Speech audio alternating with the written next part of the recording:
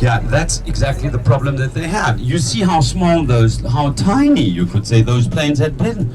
And that's why they had to start and to land every minute, you know. If you want to support 2 million people with little matchbox airplanes like this, you understand that was a true, it was a very, very dangerous military operation. That's what it was, okay?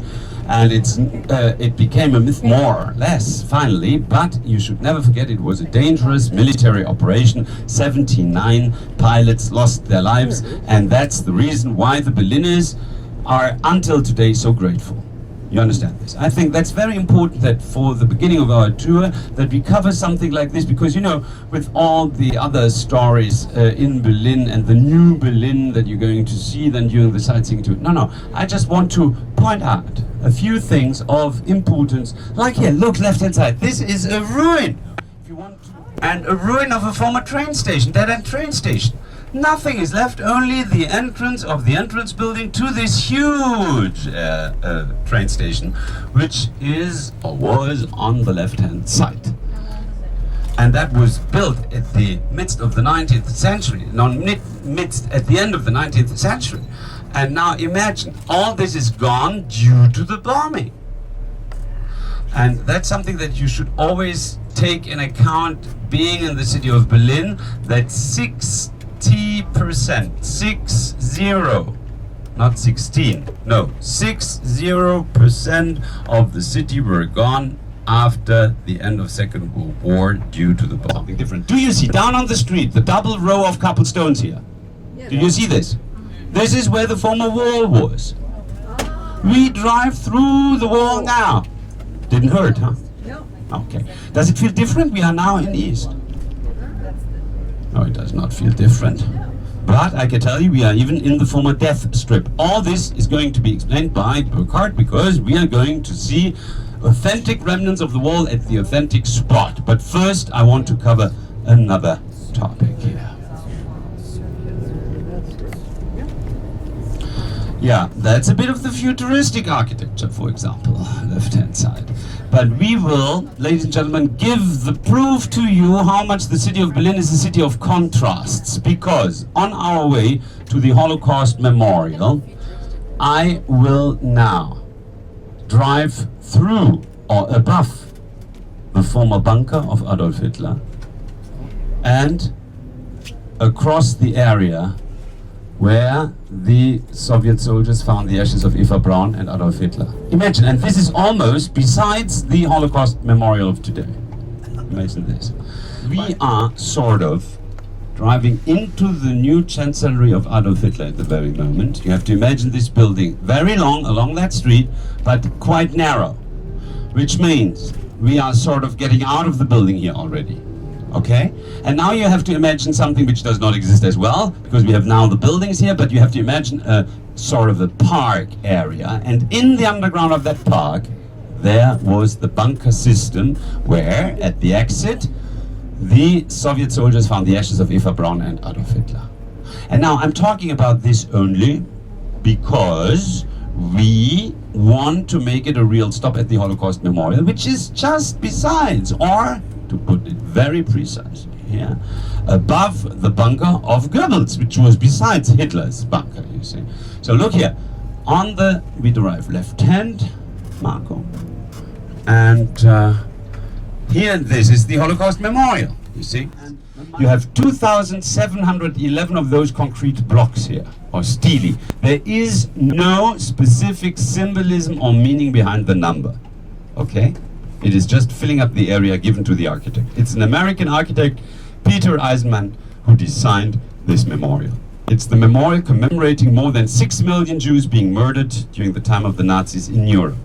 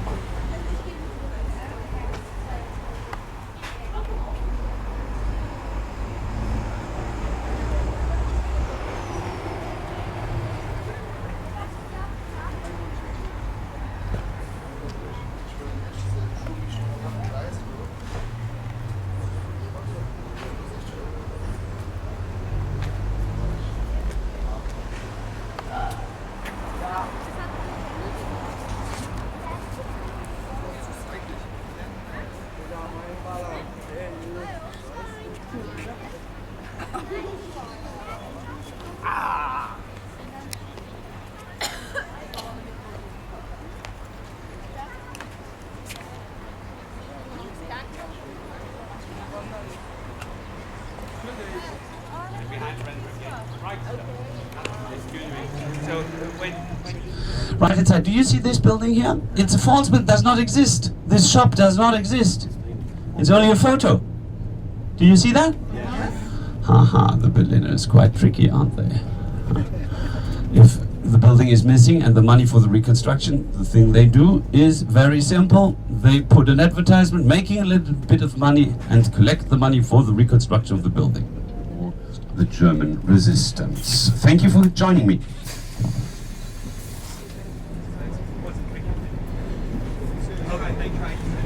Yeah. Right. Yeah, you see the 20th of July just passed by, so that's why you have quite fresh flowers here at the very moment. And I will first translate to you what is written down here. He died for Germany on the 20th of July 1944, and then we have those 5 names, and in the midst of those 5 names we have Count Schenk of Stauffenberg. I would like to tell you the story, which, by the way, had been made 5 times a movie. And the recent one was with Tom Cruise. We're going to talk about Tom Cruise, if you want to, a bit later. Because I did a 2-day tour with him and Katie, so I have a certain right to talk about what I experienced there. But we are here talking about Count Schenk of Stauffenberg. And, well, by the way, look at this train station. We tried to catch up with Venice. You get down from the train station to a little future harbor, and then you can take a future vaporetto to your hotel. This sounds perhaps a bit ridiculous to you, but whenever Berliners break a record, they have to mention it. And I'm a true Berliner. We have more bridges than Venice has. The only thing we do not talk about is that the ugliest bridge in Venice still is nicer than our nicest bridge. Do you see it here down on the street? And right hand, you have iron bars. They tell you they had been put here instead of the former wall. Okay? And now you see that this goes over into remnants of the Berlin Wall. Do you see this? And look how times changed. Nowadays we have a fence protecting the wall against you. We will get off here. You will get a chance to take photos of all of this. But first let me drive along so that you can see. By the way, we are on the western side of the wall. When you see graffiti on the wall, this might be original graffiti. But never ever, this is only since the wall came down that people came here, woodpeckers as we call them, and trying to get souvenirs from those remnants of the wall, you see. Now it goes over to those bars again, and then again to a bit of the original one. And now comes up a real, this old wall was the wall of a cemetery, which was and still is behind there. Do you see this? They emptied this area in the death strip where tombs had been, brought them away. And look here, this is now the memorial itself. You see the wall here, 2 iron walls being put on this and that side. And now Marco is going to drive right hand, and we will watch out for bike rider. Watch out. Thank you. The bikers are the most militant persons in town. They drive into you even without ringing. Okay. This wall here is the first wall, which normally looked exactly like the second wall. They made it here look a bit different after the wall came down to give you a chance to look through into the so-called security strip or death strip. You are standing, we are all in former East. The 2 walls were a construction and an idea of the Easterns. Okay. When you look through, you see the security strip, then you see the second wall. Just here beside us, you see one of those watchtowers that they had. They had even dogs on chains running up and down, being trained to kill. Now, that's what happened to the country. But today you are in Berlin, not only in Germany. And where is Berlin on that map? It's over here.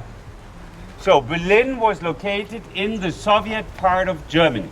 And now listen to what they decided as well. Not only to cut the German cake into 4 pieces, they decided to cut the Berlin cake into 4 pieces alike. Why? This was very symbolic. Everyone wanted to have a part of the country and a part of the former capital of the German Reich. And what did they do? They closed down entirely the German border, which you know as the Iron Curtain. That's the famous Iron Curtain. It continued down here, but cutting Germany into 2 pieces, okay? Now, border crossing was not possible anymore, but still, East Germans living here could get into the 3 western sectors of the city of Berlin. From there, take a plane and leave. And therefore, in addition to closing down entirely the German border, East German officials surrounded entirely the 3 western sectors of the city of Berlin by this wall. I lived over there and I was completely surrounded by this dual construction of the wall. Why did they make it a dual construction? If you have 2 walls, you even don't need barbed wire. It is sufficient to have 18,000 soldiers, and that's what we had, 18,000 soldiers who did the controlling between those 2 walls. They shot everything, rabbits and people. And then we make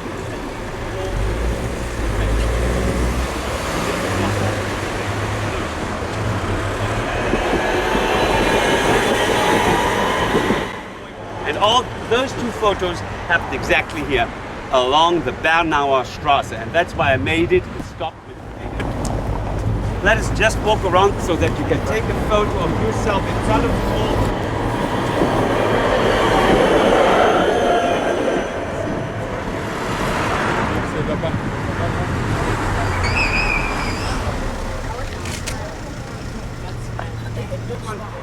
Even when the wall was up, I was walking along here, which I could do, and I thought I would be safe. I was not. I was safe not earlier than here.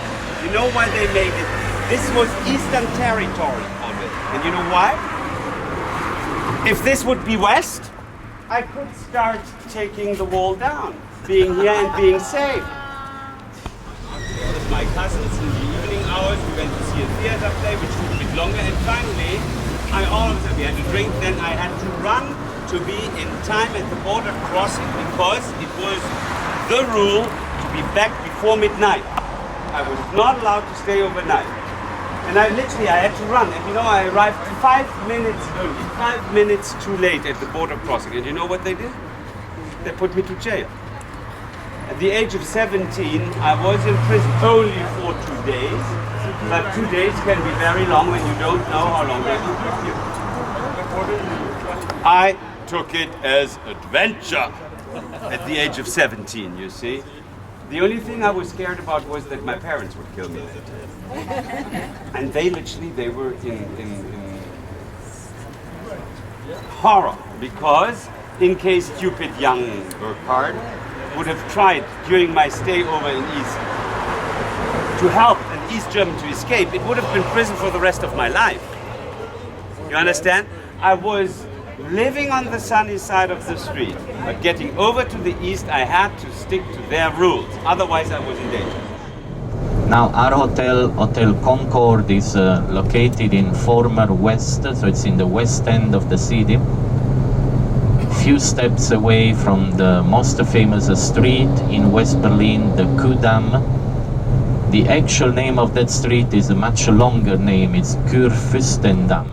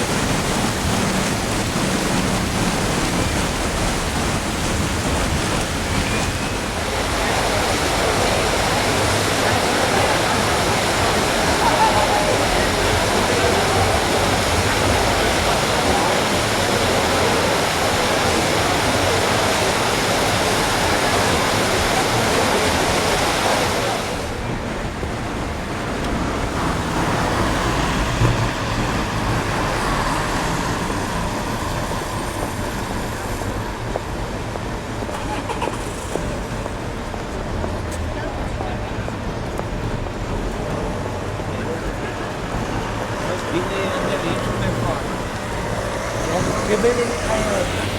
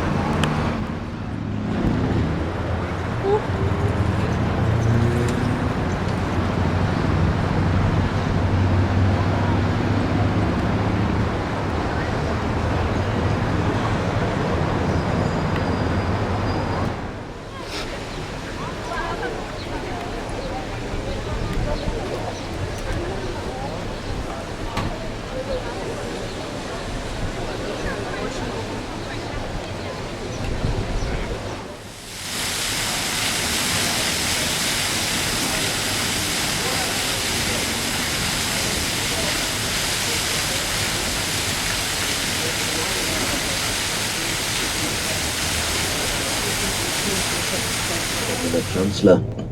For the first time in the history of our country, we've got a lady Chancellor. On top of it, an East German lady. Her name is Angela Merkel. We call her Angie or Mummy. Mummy is the leader of the Christian Democrats, at the moment the strongest party in Germany. In front of the Chancellery to right, a beautiful piece of modern art. There's a beautiful brown rusty thing over there to the right-hand side. The name of the sculpture is Berlin. You probably guessed it anyway. And it's supposed to show the dynamic development of our city. Especially in this part of Berlin again, you can see how fast Berlin has changed in the past few years. And that's why we already call it the New Berlin. Our Chancellor meets ministers in that big middle part of the Chancellery. And then she can look over to the German Parliament building that you will see in a minute when we turn around here to the left-hand side. So that's the Reichstag building. This glass dome was put up after the German reunification by the British star architect Lord Norman Foster. He modernized the entire building after the German reunification. It looks old from the outside, but it's a high-tech building from the inside.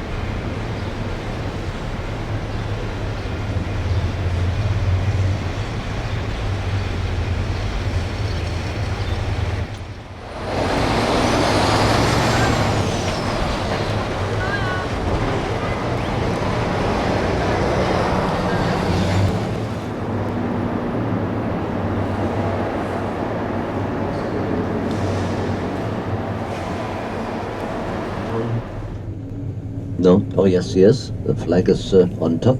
That means our president is in town. Now, when I asked you what is the name of the German president, you would probably not know, because the German president is normally not very well known abroad, because he has no political power. It's one of Berlin's 4 big cultural centers. In the wing we have just passed. We have all the historical rooms, including the living rooms of Frederick the Great, with his famous painting collection. Then in the yard of the palace here to right inside, you can see one of the most beautiful equestrian statues in the whole build. It shows the great Elector.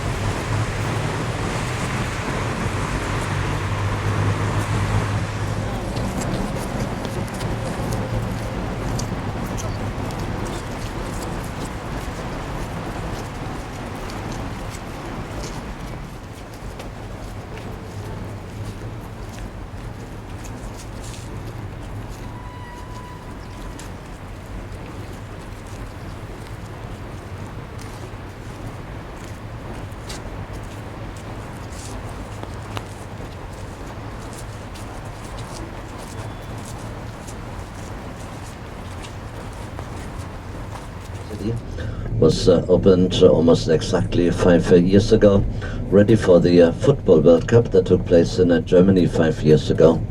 We had a six.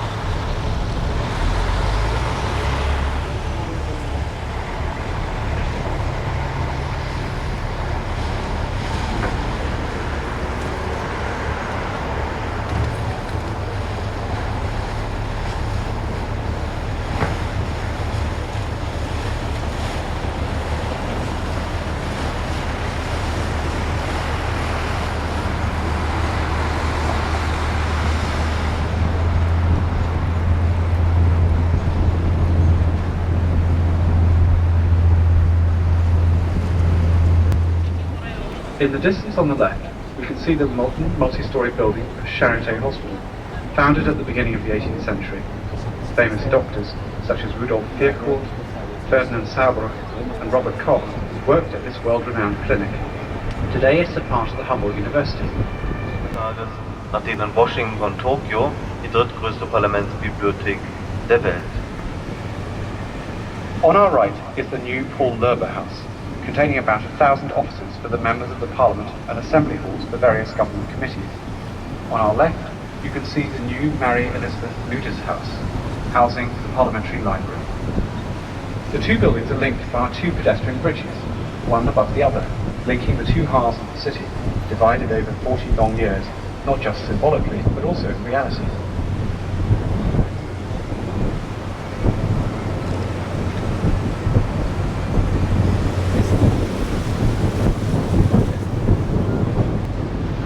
Hier auf der rechten Seite dieser Lücke verlief ja die Berliner Mauer, endete hier auf der rechten Seite an der Spree und stand dann auf der linken Seite 100 Meter vom Ufer entfernt.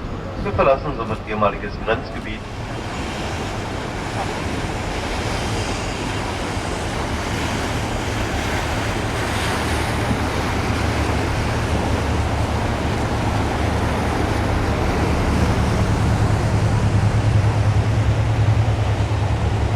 Hier auf der rechten Seite befand sich früher ein Postcheckamt.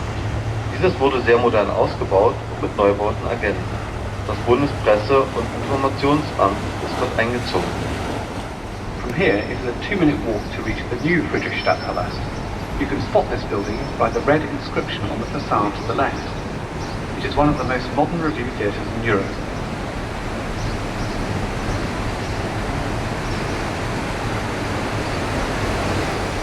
Hier rechts vor uns mündet der Kupfergraben oder Spreekanal in die Spree.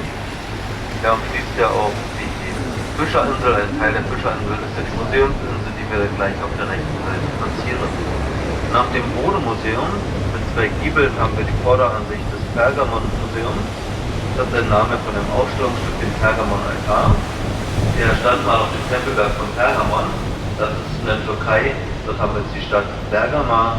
Im Gebäude haben wir noch ein Marktort Milet, ein Dorf Babylon, das ist die Stadttor.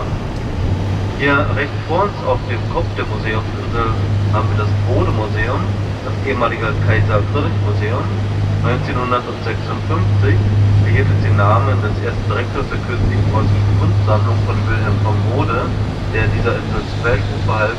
Er holt ja viele bekannte Sammlungen nach Berlin. Looking down the arm of the spray, you can spot the Pergamon Museum, dating from 1930. Famous exhibits include the Pergamon altar itself, which gave the museum its name. Also inside the Pergamon is the Babylonian Ishtar Gate and the Market Gate from Miletus. The museum in front of us is the Bellevue Museum. It was built at the end of the 19th century and was originally called the Kaiser Museum. In 1956, it was renamed after its most famous director, Wilhelm von Bode.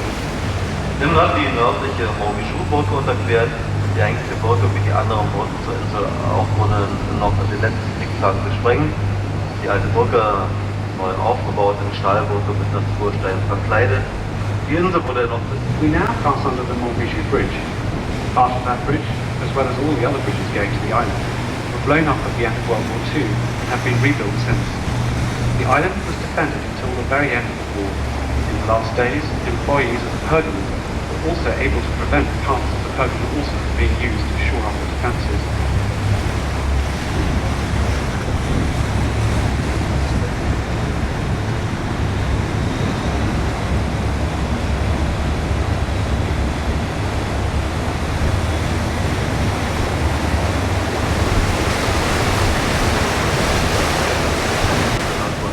entworfen. Und wenn man dann gleich bis ein Stück fahren an der Nationalgalerie vorbeischauen kann, im hinteren Bereich von meinem Blick auf das neue und das alte Museum. On the right, you can see an arcade blocked up with masonry in the 1920s in order to make room for restorers' workshops. Such was the pressure of space on the island. Now, the columns have been freed up again. Behind the arcades on the right is the Old National Gallery.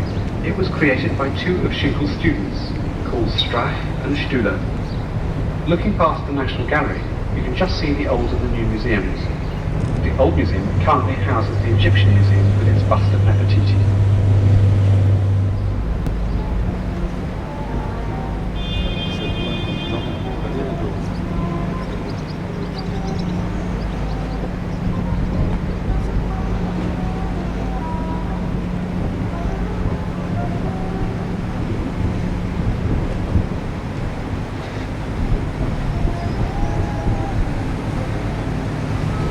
Auf der rechten Seite haben wir den Berliner Dom von 1894 bis 1905 errichtet.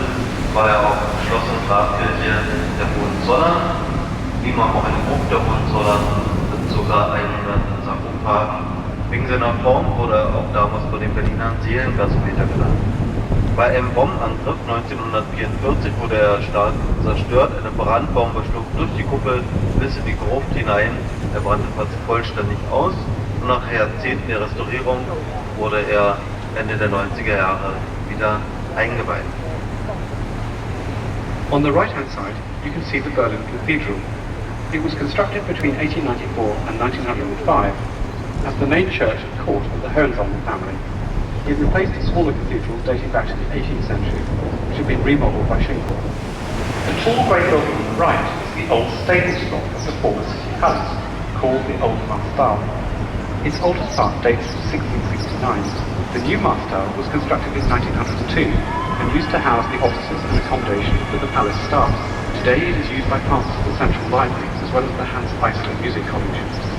The new building on the right is the Haus der Deutschen Wirtschaft, or German Centre for Industry and Trade. It houses important economic institutions such as the German Chamber of Commerce and Industry or the Federation of German Industry.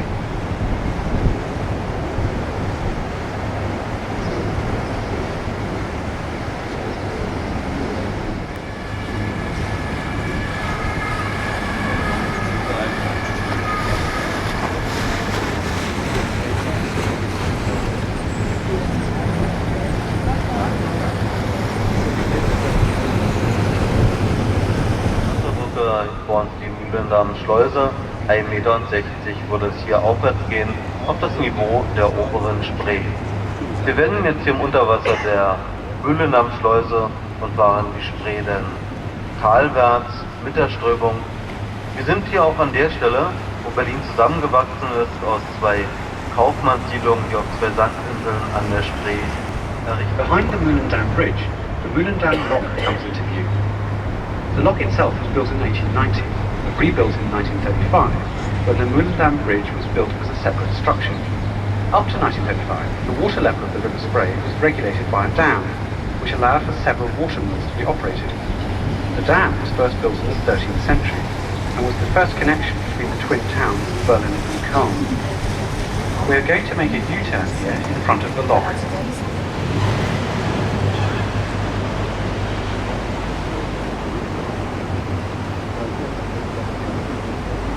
Hier auf der rechten Seite haben wir das Nikolaiviertel. Nach den Zerstörungen im Zweiten Weltkrieg sind hier noch 5 Originalgebäude übrig geblieben, unter anderem auch das Ephraim-Palais, und 3 Originalgebäude gruppieren sich noch um die Nikolaikirche. Berlins älteste Kirche, auch gleich auf der rechten Seite in diese Lücke hinein zu sehen mit ihren beiden Turmspitzen.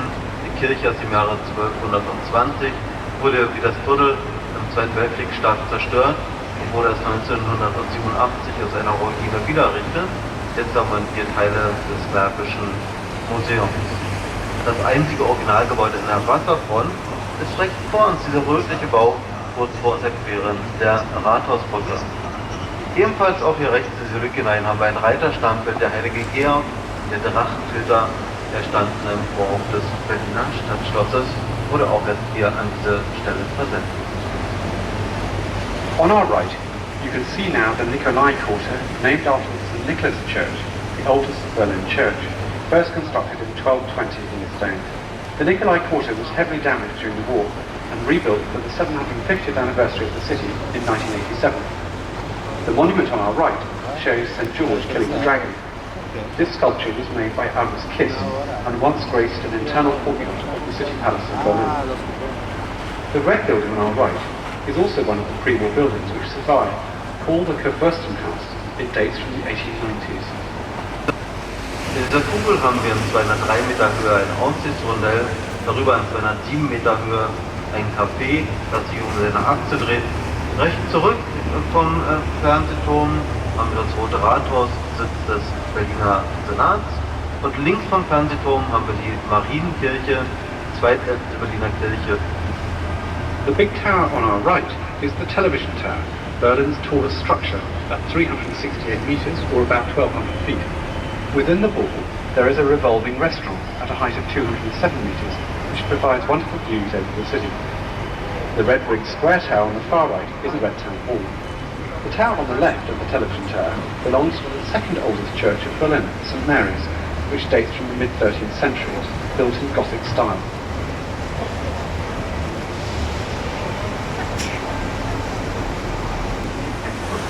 You can see the Dom Aquarelle on the right, with the new Radisson SAS Hotel.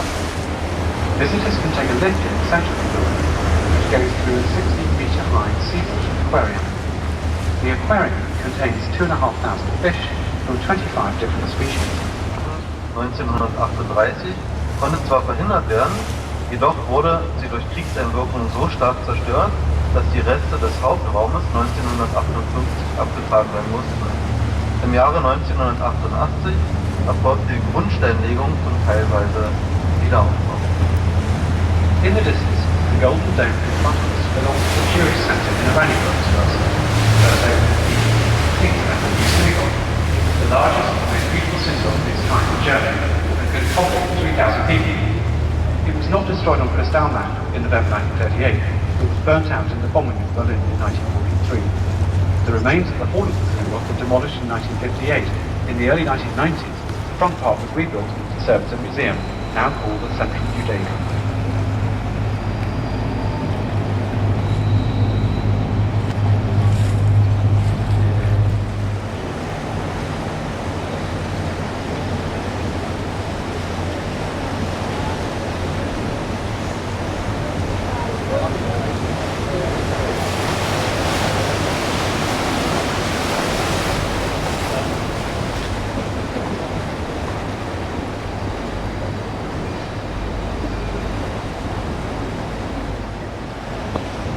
Immediately behind where we meet the Kupfergraben on the left, there are two attractive old buildings dating from the 19th century called the Alexander Barracks.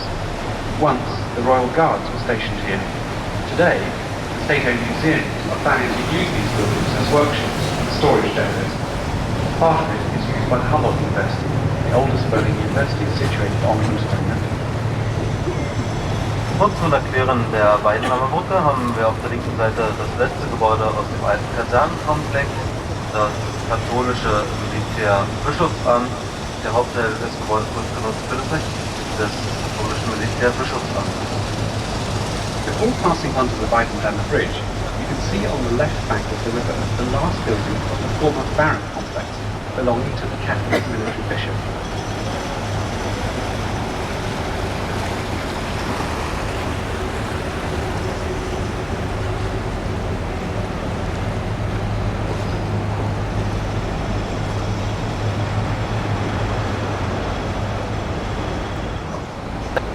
The Weidenhammer Bridge, just in front of us, was constructed as early as the late 17th century.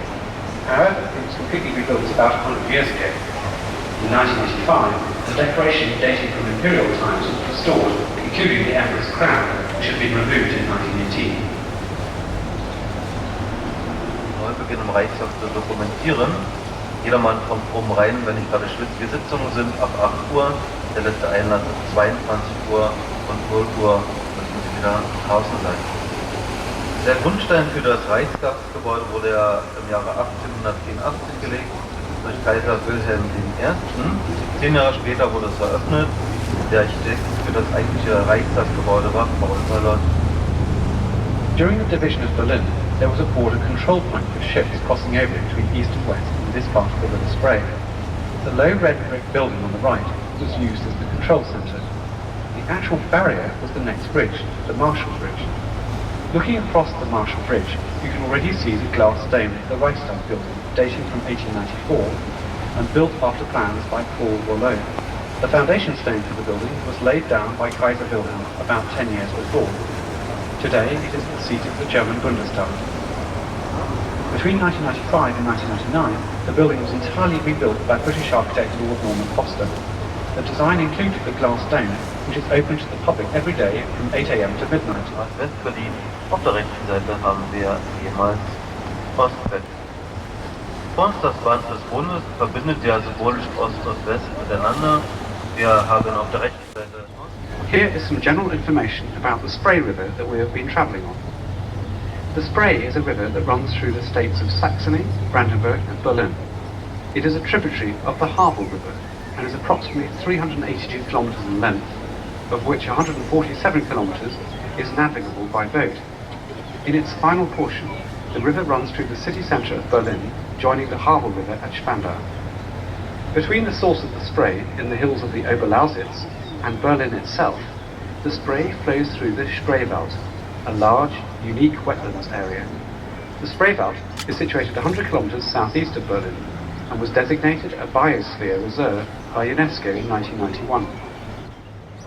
On the right, we are passing the former Congress Hall, now called the House of World Culture. And looking through the Chancellery's columns to the right, you can spot a square black tower in the background. It is the Carillon Bell Tower, and with its 68 bells, it is the largest such tower in Europe. It was a birthday present to Berlin on its 750th anniversary from Daimler-Benz, and was named Big Benz by the Berliners. Here in front of us is the end of the Band des Bundes again. Next to us, on the left, is the former customs post, converted into a nice beer garden today, with a terrace inviting you to sit outside during the summer. The railway station ahead of us, once the location of the Lehrte station, is Berlin's new main train station, designed by the architectural firm von Gurken, Marg & Partner, and completed just in time for the Football World Championship in 2006. It is estimated that 250,000 passengers use the railway station daily. 15 metres below street level, there are 4 platforms underground for long-distance trains running north and south. 10 metres above street level, there are 2 platforms for long-distance trains going east and west. We are crossing over the Tiergarten Tunnel, constructed in a very complex operation below the river. The Spree River had to be moved literally to one side over a period of 2 years to facilitate this. At more than 3 kilometres in length, it is one of the longest inner city tunnels in Europe.